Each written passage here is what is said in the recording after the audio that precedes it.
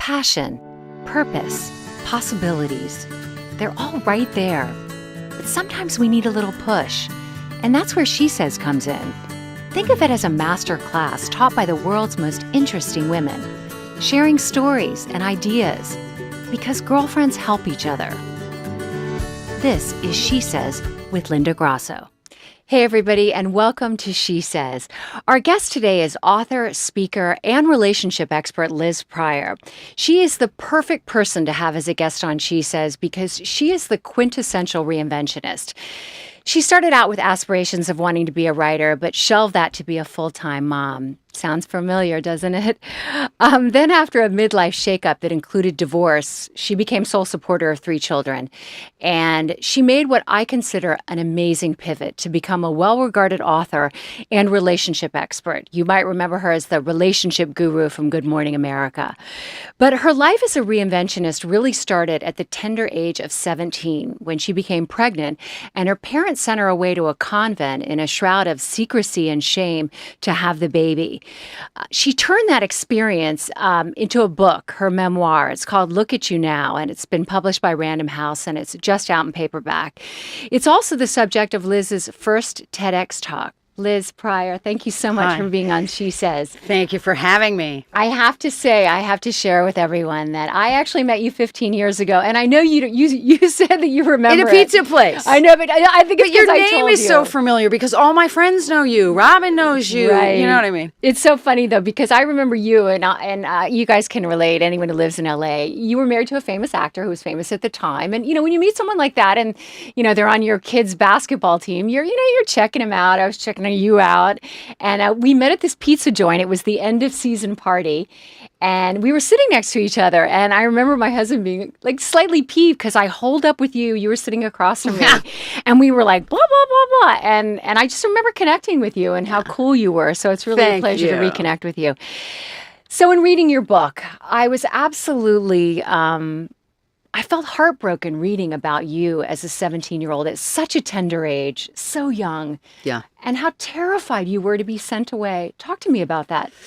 Well, first of all, it was the first time that I had sex, so that makes it even more interesting. And I wasn't quite sure we actually really did it. So it was 4.5 months before I actually put it all together. They didn't send me to a convent. They wanted to send me to a Catholic home for unwed mothers, which would have been a different experience. But when I arrived, it ends up that it was a locked government-run facility for wayward, juvenile, delinquent, pregnant teenagers off the streets, failed foster care. And, I grew up in a suburb outside of Chicago in the top 2% of the overprivileged in America. So the interesting thing about the book, I think, is this disparity with the socioeconomics and how this rich girl, fish out of water, has to go in and acclimate. The TED Talk really focuses on the internal transformation that I sort of went through in there. All of the things that I thought that I knew about the world sort of dropped off, and I had to figure out a way to make it through. And I think life sort of evened out for me in there. I walked out a completely different person. So because you were a privileged sort of upper I was middle on class, 80-foot sailboat in the Caribbean when Right. I found out I was pregnant. So I didn't even realize that there were kids in our country who were 13, 14, 15, pregnant with no parents, living on the streets. The police pick them up and the government helps take care of them. So I lived there for 5 months, terrified for a couple of weeks. And then the book is really about how I found my way, and I ended up giving my baby up for adoption and talked a couple of the girls into giving their babies up for adoption. Yeah, because originally in the book, all the girls were like, of course I'm keeping my baby. Like it was, I don't know it if was a doll. Yeah. So, gosh, one of the things that takes me back is your parents, that they did that. I guess it's speaking of the times, I mean, we live in LA, and having a baby out of wedlock, certainly I wouldn't want that for my daughter, but I certainly wouldn't send her away. Yeah, I think it speaks to the overprivileged. I would say to this day, there's not going to be a girl that at the high school I went to that's going to go to high school pregnant still today. So it's almost 40 years later. Yeah, it's all about what it looks like. And in my case, my mother and father were amazing. I mean, they were incredible, strong, loving, educated. They went to Northwestern. They taught me how to tie my shoes and ski and play tennis. And When they said, listen, no one can find this out, it will ruin your life, I had no reason to doubt them. I didn't look at it as though I was being punished. It was they were helping me, hold this secret. And, your listeners should probably know that I kept that secret to my mother for 38 years. The first time I revealed this entire story was in the writing of this book. And how did that go over with your family? It's still going over. My mother has passed. But in due time, the truth is I have my own 3 children.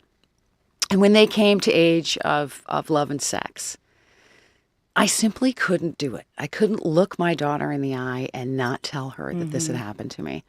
So it's a hell of a sex ed conversation to have with your kids. I wouldn't be able to hold that back either because, in this day and age, if you read the news, kids are having sex at 13 or whatever. Oh, yeah.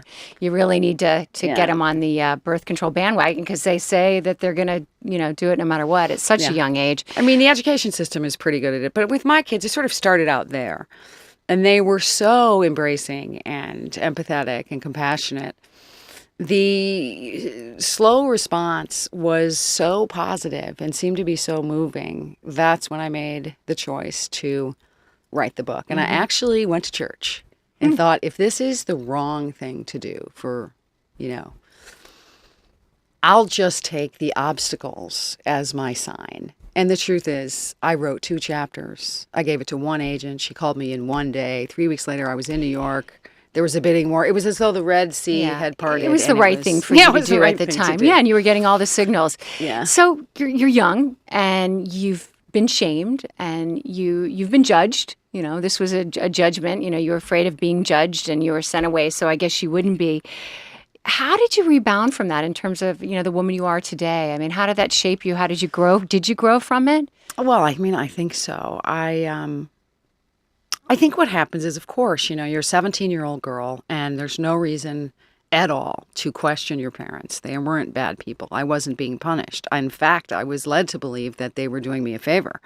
Now, the fact that it ended up a locked government-run facility, you have to read the book to sort of learn that. But there was a, sort of a big messy divorce in my family. And, I think what happens is it was such a significant and emotional experience on so many levels. It wasn't just having a baby and giving it up for adoption. It was all that I learned about people and souls and life and depth and all the things that I really didn't know before I was in that place. I carried this experience around with me almost like preserved in ember.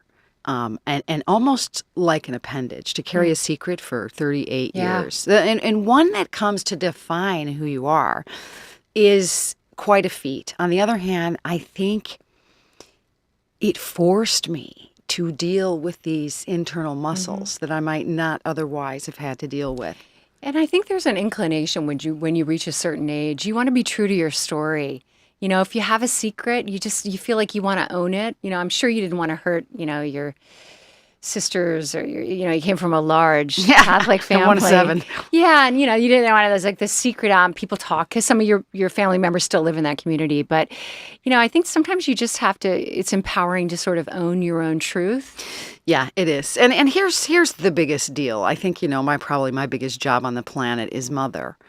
And, I got it out very loud and clear to my children and hopefully a lot of other people that in life, look, we all have something that we cross through, whether it's, secret involved or, and the truth is you just, I'm an advocate of owning it. Yeah. Looking at it so that you can walk through it. And it's not like make the best of it after. It's more like that is a part of me. I'm going to guess it's the part of me that my girlfriends and my boyfriend and my ex-husband and my children love the most about me.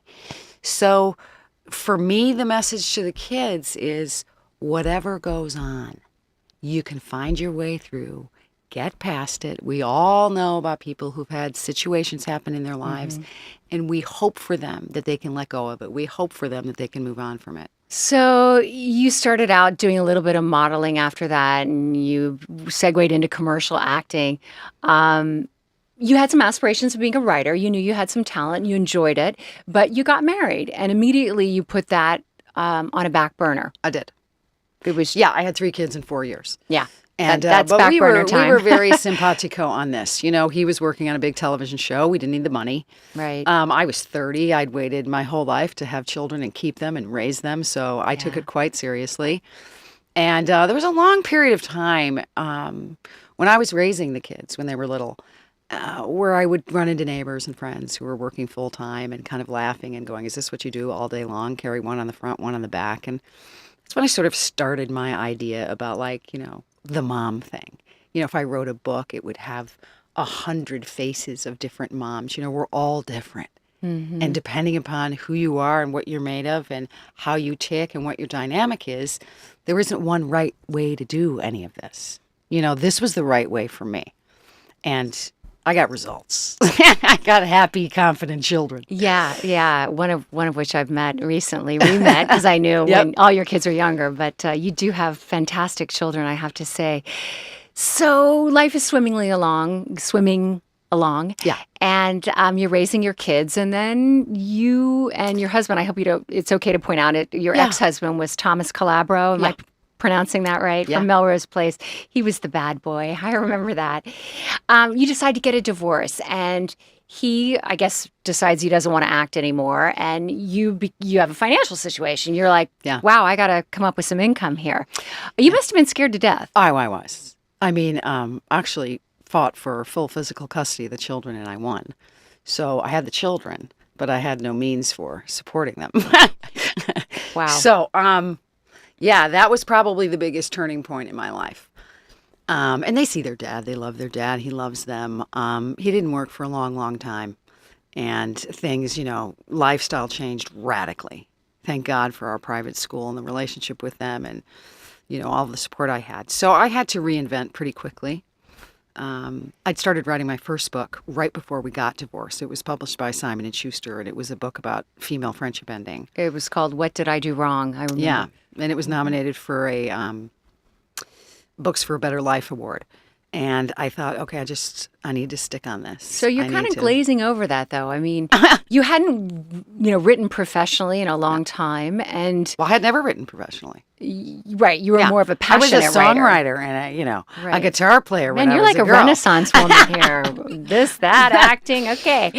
But you, where did you pull that out of? I mean, Well, I writing a book honestly, is a you know, really complicated. Yeah, it is. But when and you're getting it published. I mean, nowadays everyone's a publisher, but back then that was a feat.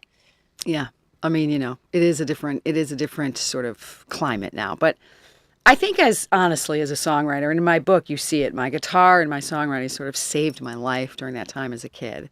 I started playing when I was 5. I taught guitar. I played in coffee houses in college. I never aspired to be a songwriter, singer, but, you know, I was the kind of person that, you know, all the emotions, that's how I funneled them. That's how I dealt with it.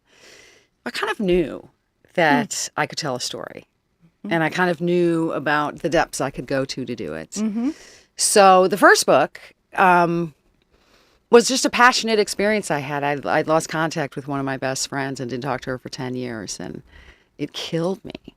So I went around and interviewed a whole bunch of women and sort of came up with the concept that no one had written about. And I think, yeah, I can write, but you also have to have something interesting to write about. So that's when, obviously, the validation of I can write. Were there any thoughts of yours that making yourself relevant? I mean, I know that there was a period of time when I was a full-time mom and, I was padding around in my Lululemon all day with my hair in a ponytail, that whole kind of thing. And you're a mom and you're sort of confident in your realm, but you kind of feel like you're not relevant, when you're out there anymore. You sort of lose your mojo in that way. Did you ever experience anything like that? I didn't, but boy, did everybody around me. I don't know what my deal is. I'm a unicorn. I felt so incredibly empowered raising my 3 children. I mean, I really can't think of anything I could possibly do with my life that would make me feel stronger and more fulfilled than telling you my daughter just graduated from college and my sons are ready and equipped to go out in the world and deal with it. So I didn't have that, but I waited till I was 30. And I also had a baby and given it up for adoption. I mean, I was truly, truly satiated and full Then I got divorced. And so I didn't have a moment to think I'm not relevant. I actually had to feed my children and keep them in school. So absolutely no fear of failure in any of that? You know what's funny about that?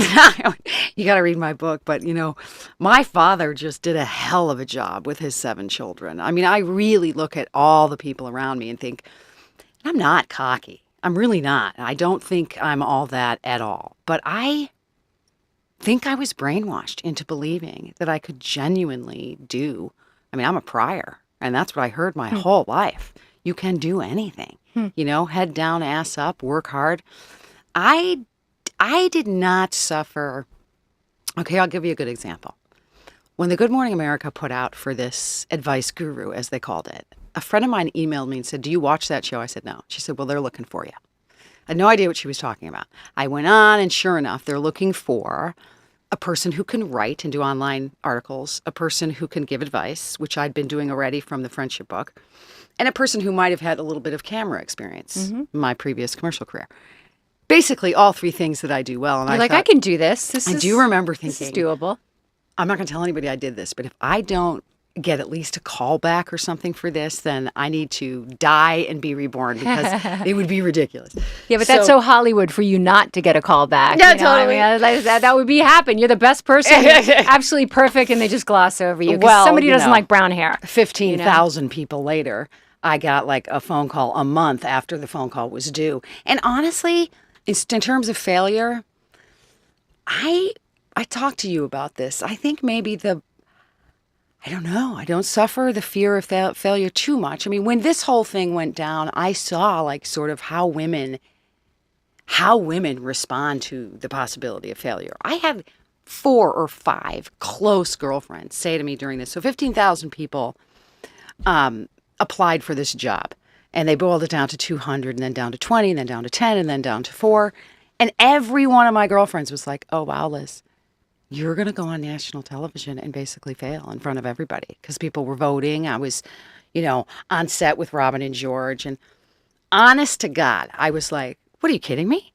I just beat 15,000. Okay, 14,900. And you already won. I already won in my head. You already won. So I do think that I have an inner mechanism that sort of helps root for me, which I talk about in the TED Talk.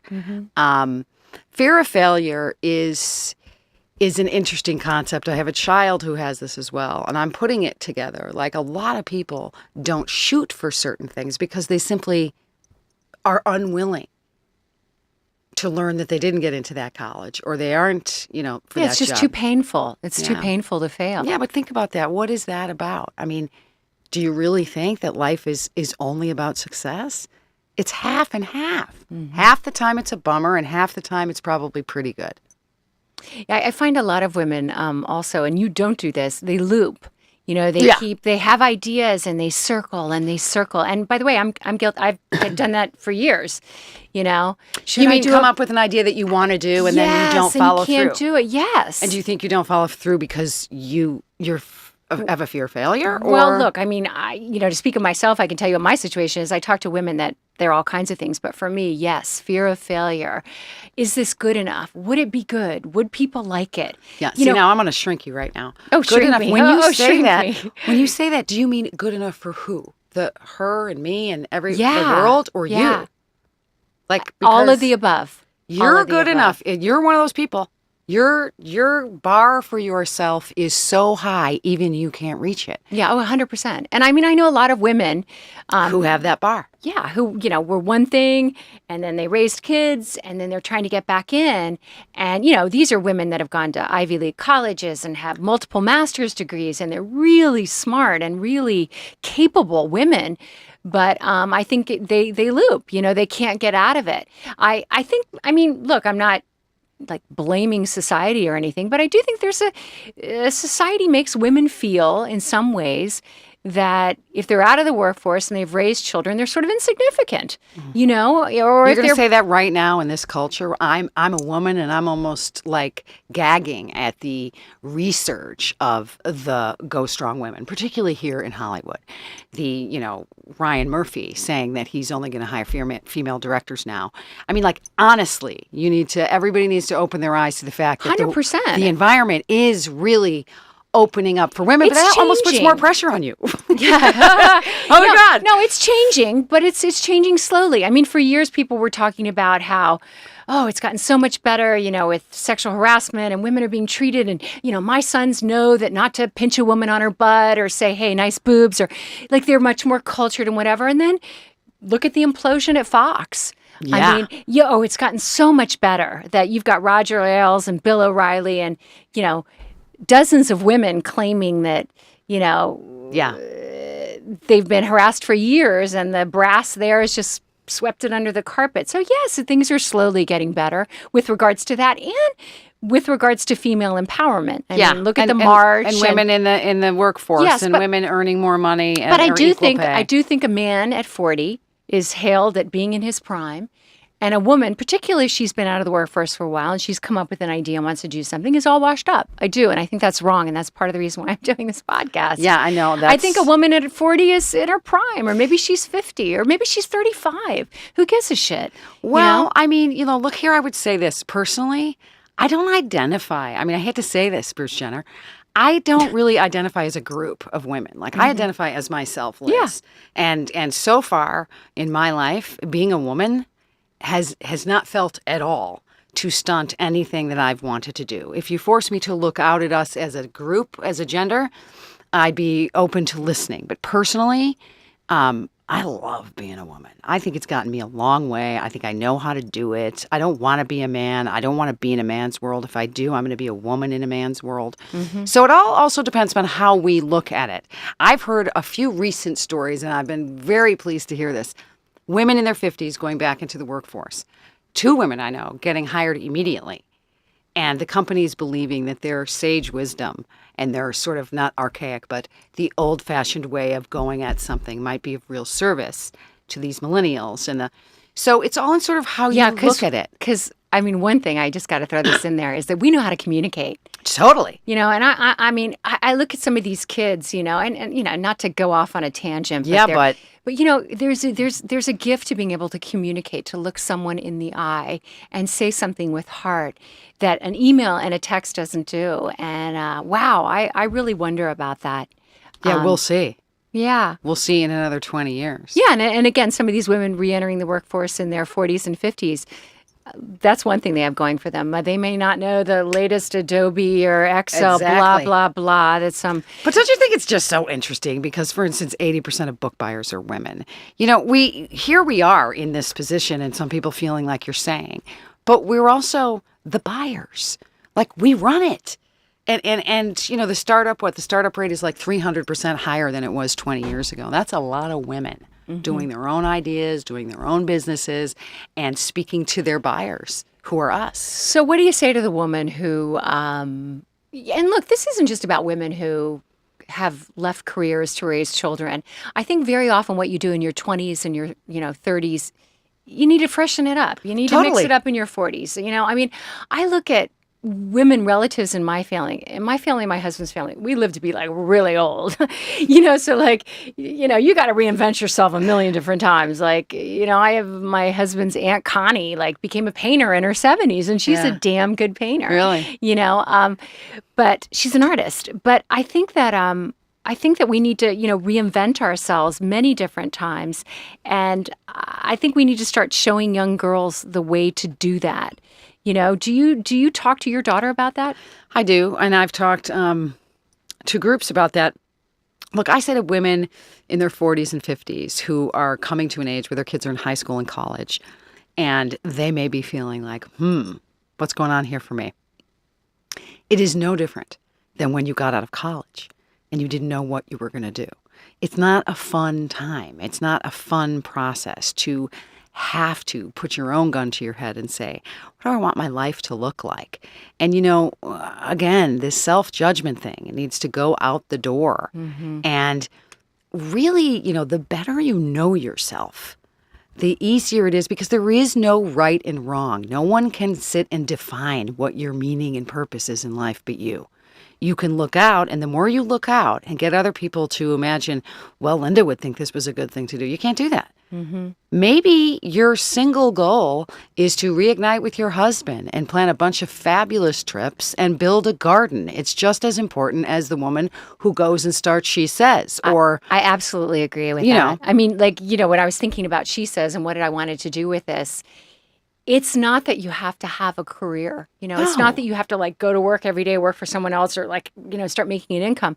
There are women that I know who I absolutely love and admire to like their core that are perfectly happy traveling with their husband, or just what you said, gardening, or, doing things you always want to do, take piano. Absolutely. I think the issue comes in is when the women that lose their passion and are unable to find it. If that's what makes you happy, that's awesome. Do it. Do it to the nines and embrace it and don't apologize for it. It's when the kids are gone or you've lost the love for your job and you really need to get in touch with your core passion and what your next chapter is. Yeah, I think it's a beautiful opportunity to sit down with yourself and remind the women who are in that place, right? That this is not about what they should do in the eyes of other people. That could be the true, second act challenge is who really are you and what is going on with you? Are you truly discontent or do you think that you would be viewed as discontent? That's the first thing.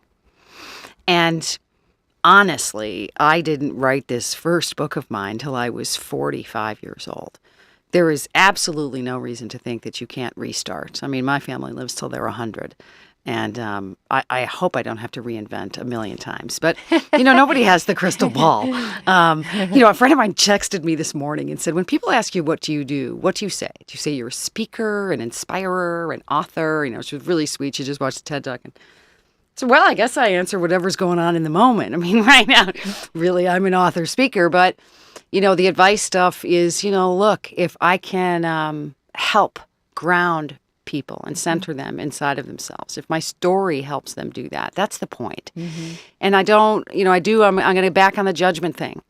I think we all need to funnel it in and focus internally, focus right here and reckon the stuff inside of you first so that you can have a shot at what you want to do on the outside, because the outside doesn't really matter at the end of the day. So Liz, you strike me as someone who's like brutally honest, not just about yourself. Well, I love that quality in people. I'm always like, call me out to my friends, No, I do, because I mean, you can hear bullshit anywhere. Yeah. I always value it when I always go to my sisters or like my mom or my closest friends. They'll just cut me to the core. But you're really honest, and I think a lot of people have a hard time doing that, really, whether it's self-analysis or, really sitting and taking a quiet moment to touch base with, your core, your inner self. Do you do anything like meditate or?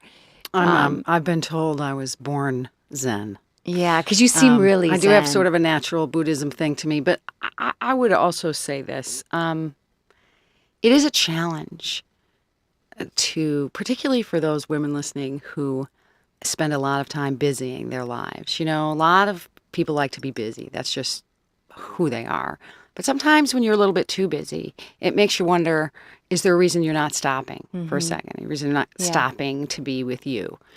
I cannot emphasize enough that at the end of the day, all the stuff that we're searching for on the outside of our life is never going to be where we imagine it's going to be until we deal with the stuff that's on the inside.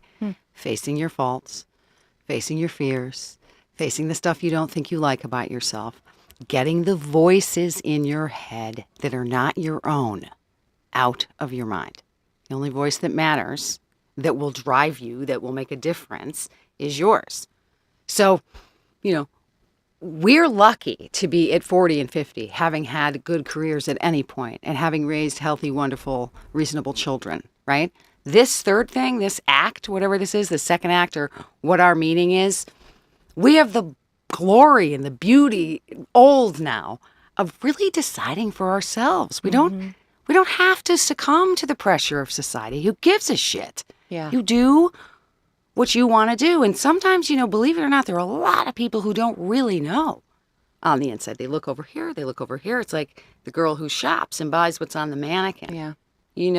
And I don't look. We live in a city here of Los Angeles where I love it. I'm from Chicago. Los Angeles is all about finding the good mental space, finding the great spiritual zen, finding that, women with money, women with no money, everybody is seeking peace. I agree. Liz, I end every episode of She Says with sort of 3 takeaways because I believe in like taking something and thinking about it later. I want to narrow down our takeaways together with Liz Pryor. I think one is throw self-judgment out the door. That's really important takeaway from today. I think analyze your situation honestly, really focus internally, face your fears, and really take a good look at your life, what it is you want, what direction you want to go in, where your happiness might lie, your true happiness. What's the third takeaway? What am I missing? Well, I would say 100%. Nobody could ever go wrong in their life if they keep the word in the front of their head, authenticity. Be authentic to who you are, period. I love that. Liz, so grateful to have you here today. Thank you for having me. I want you, before you go, real quick, a lot of people don't know where to find a TEDx talk. Yeah. Is it as simple as Googling TEDx Liz Pryor? Sure. You could Google Liz Pryor TED Talk, and you'll just see the little video of me in my white jacket. Push on it and watch it, or you can go to lizpryor.com. It's there. lizpryor.com, and the book is all over the same places. Just Liz Pryor. The book is it's a memoir called Look at You Now. Yeah, I'm reading it now, and I'm not one of those people that I'm going to lie and I'm going to say I'm finished. I'm mid-book, and I'm purposefully reading it slowly. My kids are home from college this summer, and I just can't get a quiet night. But I'm reading it, and it is riveting, and I really admire you a lot. Thanks for joining us. Thanks for having me. I just want to say, for more on She Says, go to SheSez.com or follow us on Instagram at SheSez. If you know someone who'd be a good She Says guest, reach out to me at linda@SheSez.com. Or if you just want to share your thoughts and some feedback, I'm up for anything. Thanks again.